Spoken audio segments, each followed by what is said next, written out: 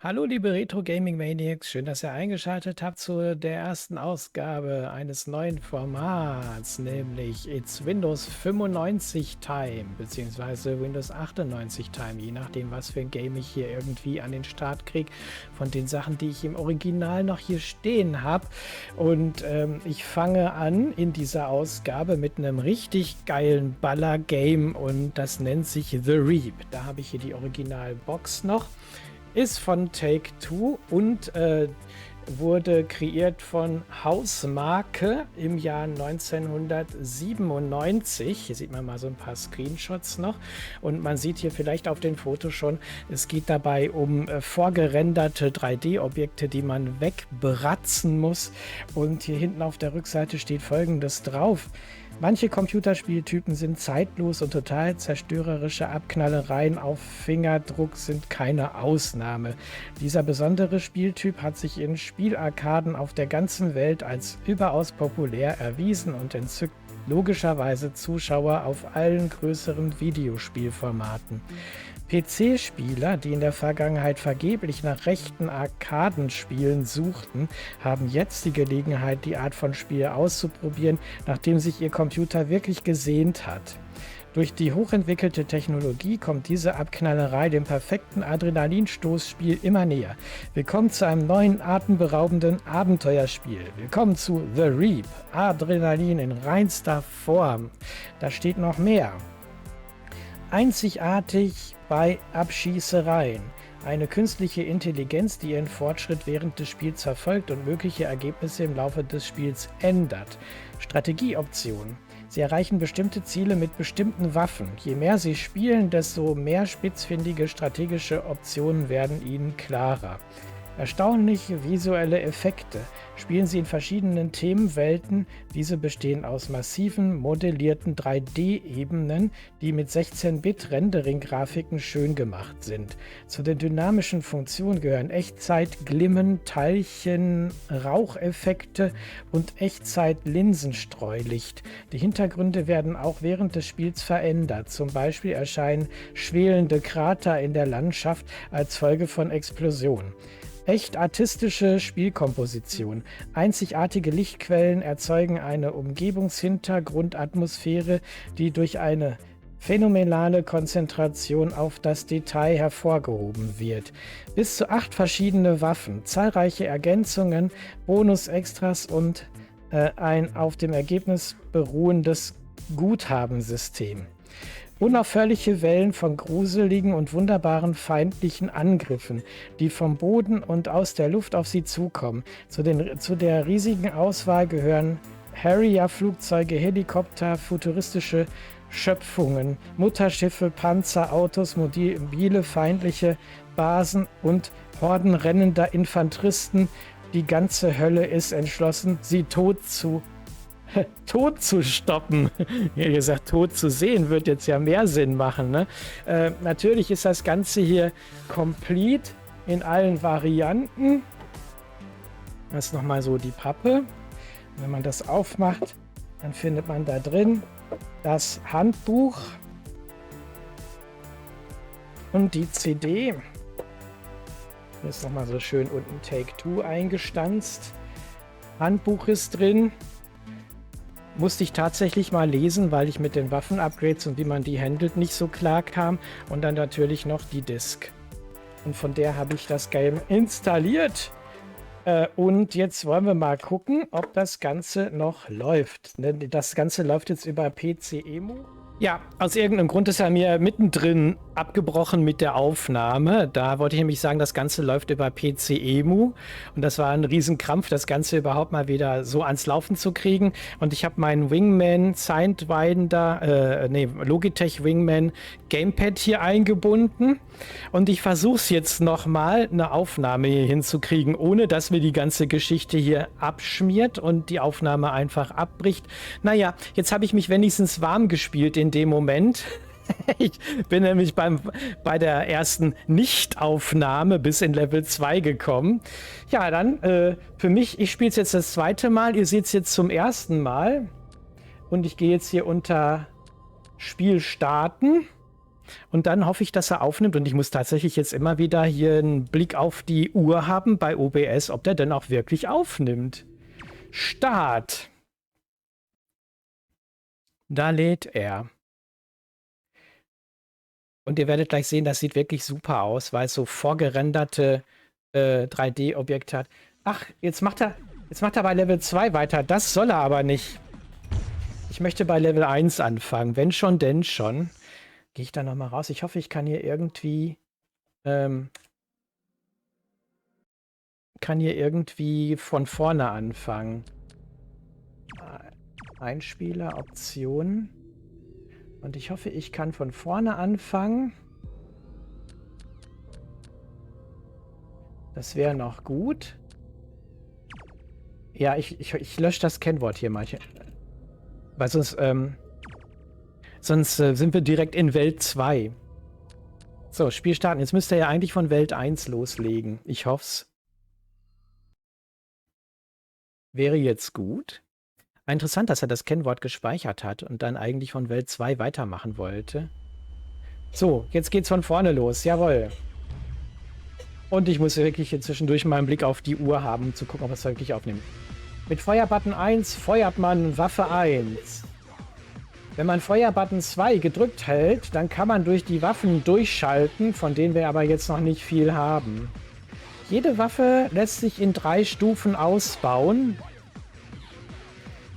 Ich kann den Feuerbutton gedrückt halten, dann schieße ich aber langsamer, wie man hier sieht. Wenn ich selber immer drücke, dann kann ich eine größere Schussfolge abladen hier. Und man sieht eben, das Ganze hat richtig genial gemachte, vorgerenderte 3D-Objekte. Musik stimmt, Lichteffekte vom Feinsten, auch so Rauchpartikeleffekte. Ich bin nämlich gleich fast tot, sehe ich hier gerade. Deswegen rauche ich schon. Boah, ich kriege fast nichts kaputt mit dieser Pisselwaffe hier. Da rennen noch Schafe durch die Gegend. Ich könnte mal irgendwie so eine Energieauffrischung gebrauchen. Waffe hochfahren. Okay, jetzt habe ich das Stufe 2, aber ich bin fast tot. Das nützt also nicht so richtig viel. Energie auffrischen. Das kam mir gerade recht. Jetzt habe ich wieder ein bisschen mehr Energie. Okay. Blaues Plasma. Das ist jetzt erstmal noch Stufe 1, aber das ist auf jeden Fall auch eine recht gute Waffe. Entzündbares Material. Ja, da sollte man hingewiesenermaßen drauf schießen. Man sieht eben schon hier so die Partikeleffekte auch, wenn was explodiert und was rumfliegt. Das ist wirklich richtig der Wahnsinn. Das ist echt klasse gemacht.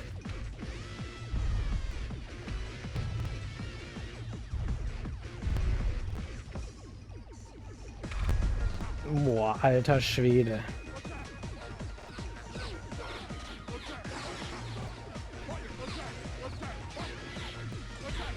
Ja, da muss man sich konzentrieren.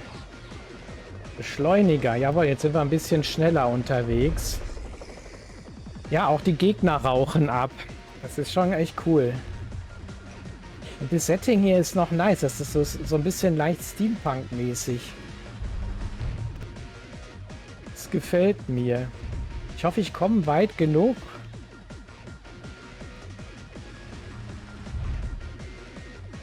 Idealerweise bis ans Ende des ersten Levels. Also am ersten Bossgegner vorbei. Das wäre schon noch gut.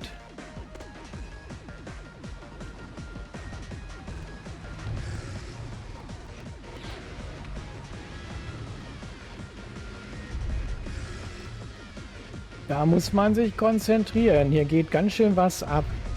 Aber wenn man hier mal so sieht, diese Lichteffekte und die Detailverliebtheit und so, das ist schon richtig genial gemacht. Für mich immer noch eins der besten Shoot'em-Ups.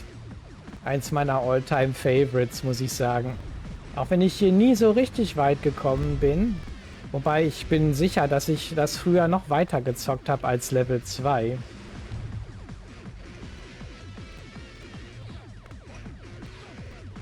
Zumindest ist diese Waffe hier schon recht brauchbar. Ich hoffe, ich kriege die letzte Ausbaustufe noch, bevor der Bossgegner kommt. Und wenn ich es richtig mitgekriegt habe, dann gliedert sich jedes Level in 2 Abschnitte. Abschnitt 1 von Level 1 haben wir geschafft. Richtig genial. So, und ich hoffe, hier tickt jetzt nichts mehr aus. Weder OBS noch sonst irgendwas. So, wäre natürlich genial, wenn ich jetzt hier noch die 3. Stufe der Plasmawaffe kriege. Ja, auch hier, wie sich die Eisschollen da auf dem Wasser bewegen und so. Das ist einfach richtig genial gemacht. Spezieller Bonus. Ah, ein Extraschild. Waffe hochfahren, jawohl. Plasma Stufe 3. Ja, es soll 11 Waffensysteme geben. Die lassen sich halt in 3 Stufen jeweils ausbauen. Und bis zum Ende dieses Levels werde ich mit Plasma rumfliegen. Weil das streut halt schön, da kriegt man noch relativ viel mit. Ja, guckt euch das an. Auch diese Farbenpracht, das ist alles so richtig herrlich bunt. Was war das, verrückte Kuh? Na, jetzt nicht mehr. Regierungsagent. Wie der geflogen ist. So. Manchmal hat es so ganz leichte Knackser drin. Das liegt an der Emulation. Ich bin froh, dass es überhaupt einigermaßen rund läuft. Ah, Schild habe ich eingesammelt. Da oben sieht man noch 3 Sekunden 2. Gleich ist er weg. Ja, Licht- und Schatteneffekte, auch wenn was explodiert und die Partikel da rumfliegen, das ist einfach hammermäßig gemacht. Da muss man zocken. Kann ich nur empfehlen. Speziell. Schnellfeuer. Jetzt kann ich den Daumen mal ruhig halten für eine Weile. Komme ich da außen rum? Ich kann um den Turm rumfliegen. Nice. Ich höre Helikoptersound. Da rennt ein Schaf rum, oder was war das? Okay, gleich muss ich leider wieder selber schießen.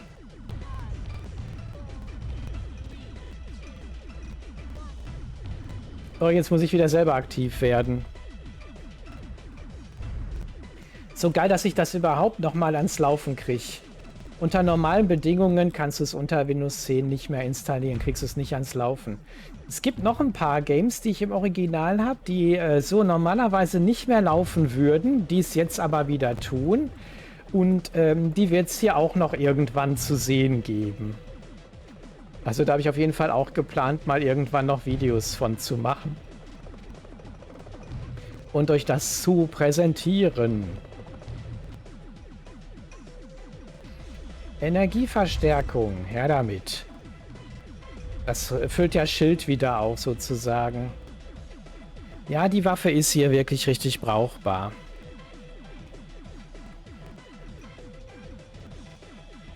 Ja, auch hier, wie diese Loren da reinfahren und so schaukeln und wie die Flammen da rauskommen. Das ist richtig krass gemacht, finde ich.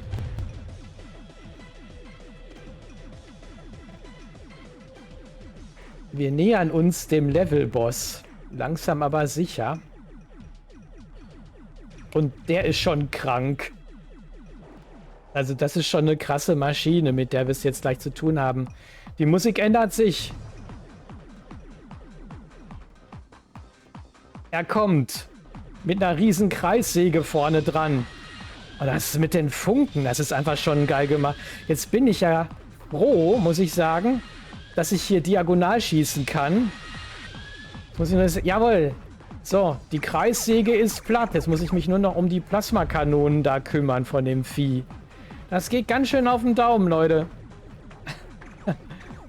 Kriege ich die eine Kanone da noch? Oh. Jawohl, jetzt muss ich nur noch den selber erwischen. Ich hab ihn! Da fliegt die Besatzung durch die Gegend. Fetz. Macht richtig Laune. Richtig geiles Spielchen.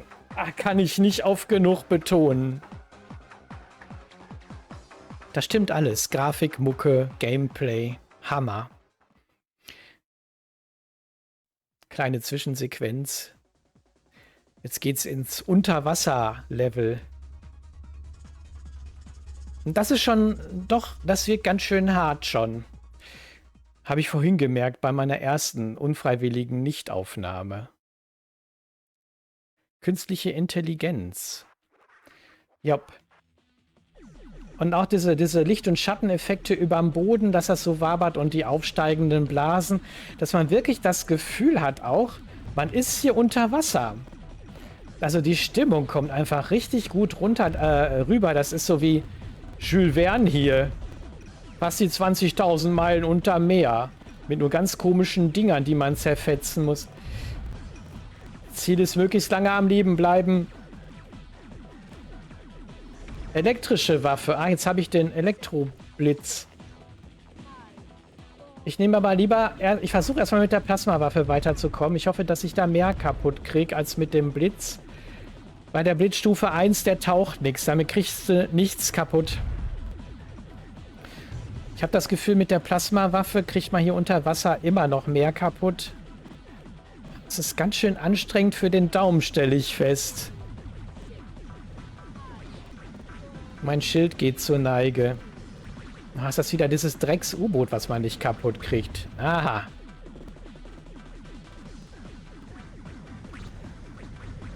Noch gerade so dazwischen durchgetaucht. Hab dich. Ja, damit kriegt man es wenigstens. Ja, hier geht richtig was ab. Auch die Minen, wenn man denen zu nahe kommt, dann saugen sich die an dich ran.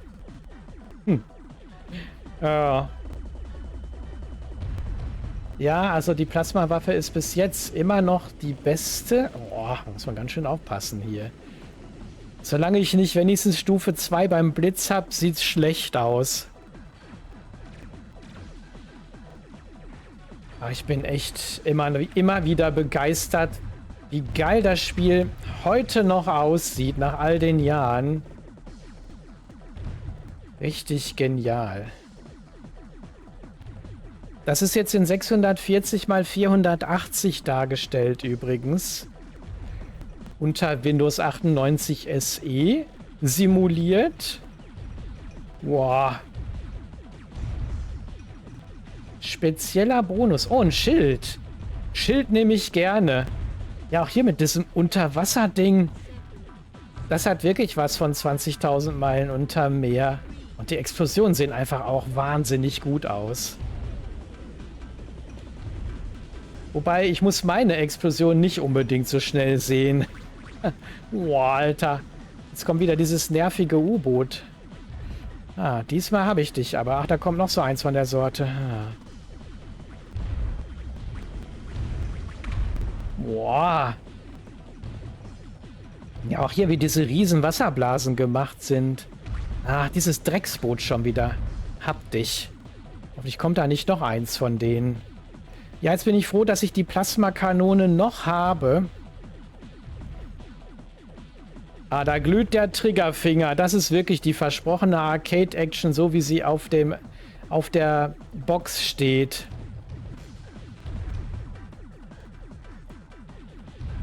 Ja, bis man hier aber mal an Power 2 von dem Blitz kommt. Meine Güte. Ja, man merkt, wenn viel Action ist, dann hat man so einen leicht knacksenden Sound, ne? Ich kann damit aber leben, weil das Spiel an sich ja läuft. Und das läuft an sich auch recht flüssig. Sag nicht, ich habe den ersten Zwischenabschnitt geschafft. Tatsächlich. Boah, wie geil. Richtig genial. Okay, Abschnitt 2. Mal sehen, wie weit ich da komme. Wahrscheinlich nicht mehr so weit, denn das wird jetzt wirklich tricky. Das ist Hammerhai-Viecher mit Hammerhai mit Taschenlampenaugen. Und irgendwie hat auch jeder Levelabschnitt seine eigene Musik. Schon genial. Ja, diese Partikeleffekte, auch die Lichteffekte, das ist einfach der Wahnsinn.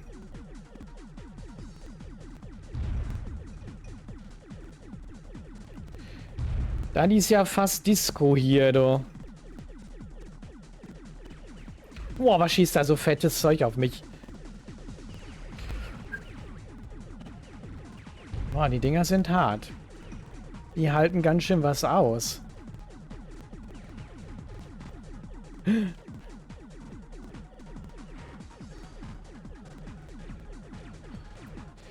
Ah, nicht mehr viel Energie. Sieht so aus, als könnte ich gleich mein Leben verlieren. Und dann wird es schwierig, wenn man dann die beste Waffe weg hat, weil man kriegt die Sachen nicht vollständig wieder zurück. Deswegen ist die Devise möglichst lange versuchen, am Leben zu bleiben. Das ist aber nachher leichter gesagt als getan. Boah, Alter. Eine kleine Verschnaufspause hier. Puh. Auch mit den Fischschwärmen und so.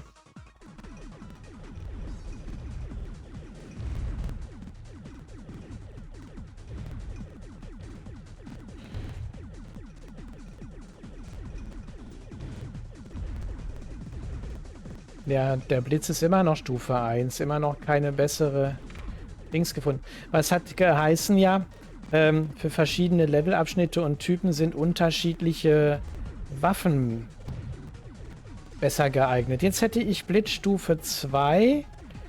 Ich weiß nur noch nicht, ob der wirklich besser ist. Ich kann ja mal versuchen, den zu schalten. Vielleicht kriege ich damit ja ein bisschen mehr tot. Ich habe momentan noch nicht den wirklichen Eindruck. Das ist voll die Elektropeitsche hier. Energie. Aber wie gewonnen, so zerronnen. Ja, ich frage mich, was gerade besser ist. Boah. Vor allem, wer hier alles was von einem will. Oh Mann, hoffentlich kommt da nicht gleich schon der nächste Boss und ich bin nur Stufe 2 beim Blitz. Ich wüsste ja gerne, wie Stufe 3 aussieht. Die Frage ist, werde ich das noch erleben? Oder vielleicht eher nicht. Gut, wenn ich immer den Feuerbutton drücke, dann schieße ich auch noch die Raketen mehr. Ah, scheiße. Ab jetzt wird's schwer. Weil jetzt muss ich nämlich sehen, dass ich meine Sachen wieder irgendwie eingesammelt kriege. Okay, Plasma-Stufe 3. Ist wahrscheinlich besser als Blitzstufe 1. Oh, der hat gesessen. Da habe ich voll die Breitseite abgekriegt. Oh, scheiße. Nicht gut, nicht gut. Ich glaube nicht, dass ich noch allzu weit kommen werde. Scheiße! Sprach's und stirbt. Fuck. No, jetzt ist mein Plasma weg, oder was? Nein. Jetzt habe ich nur noch das auf Stufe 2. Was willst du denn damit umkriegen? Da kriegst du doch nichts kaputt.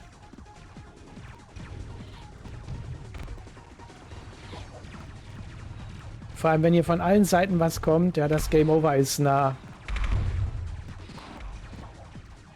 Boah. Ey, was hier alles auf einen losfliegt, das ist schon unglaublich. Oh. Hm.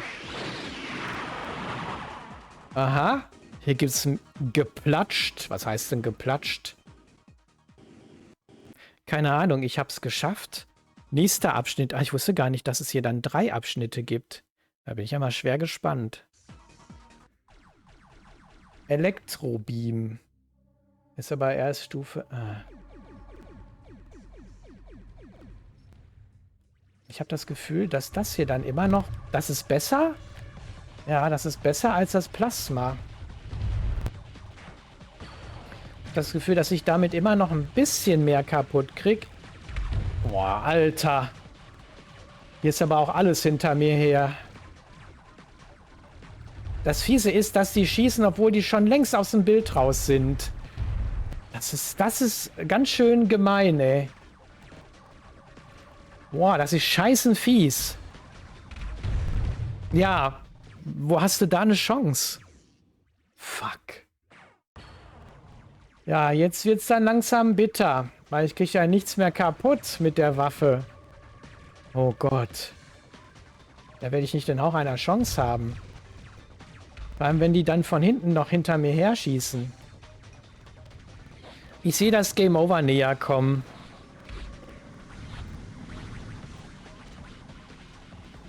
Ja, ja, danke für gar nichts, ey. Wie zum Fick willst du denn das schaffen? Vor allem diese scheiß rumkreisenden U-Boote, die sind echt mega nervig. Oh, Alter. Aber das Game ist spitze. Ich denke, ihr seht schon, welchen Spaß ich hier habe. Da stimmt einfach alles. Naja, auch wenn ich jetzt gleich Game Over bin, es war mir ein Fest, es mal wieder zu spielen. Vor allem, wie geil, dass es wieder läuft. Das ist der Oberhammer. Ja, ich glaube, jetzt ist mir gleich ein bisschen zu viel Action hier. Da konntest du nicht mehr wegkommen. Keine Chance. So, jetzt zeige ich mich zum 3. Mal ein. So. Und ich lasse mal ein bisschen die Mucke im Hintergrund laufen. Und währenddessen muss ich wirklich sagen, The Reap, absolut richtig geiles Ballerspiel. Läuft unter Windows 95 und mittlerweile sieht man ja auch immer wieder mal so MS-DOS-Games oder alte Windows-Games auf Retro-Spiele-Börsen. Und ihr habt jetzt gesehen, um was es sich hier handelt. Solltet ihr die Box mal in der Hand haben und ihr sammelt gerade für so in der Richtung, unbedingt zugreifen. Ich kann das nur allerwärmstens empfehlen. Ich hatte definitiv meinen Spaß wieder mit dem Game. Ich hoffe, ihr hattet Spaß beim Zuschauen. Wenn ja, würde ich mich freuen, wenn ihr das Ganze liked. Und noch geiler wäre es natürlich, wenn ihr den Kanal abonniert. Hier gibt es nicht nur MS-DOS, Windows und Co., sondern auch viele Konsolen und alles mögliche querbeet. Commodore ist natürlich ein großes Thema. Atari 2600, Atari 800 und schlag mich tot, was nicht noch alles. Also, bleibt mir treu, empfehlt mich weiter. Ciao, bis zum nächsten Video. Macht's gut, ihr Lieben. Euer Tomaniac.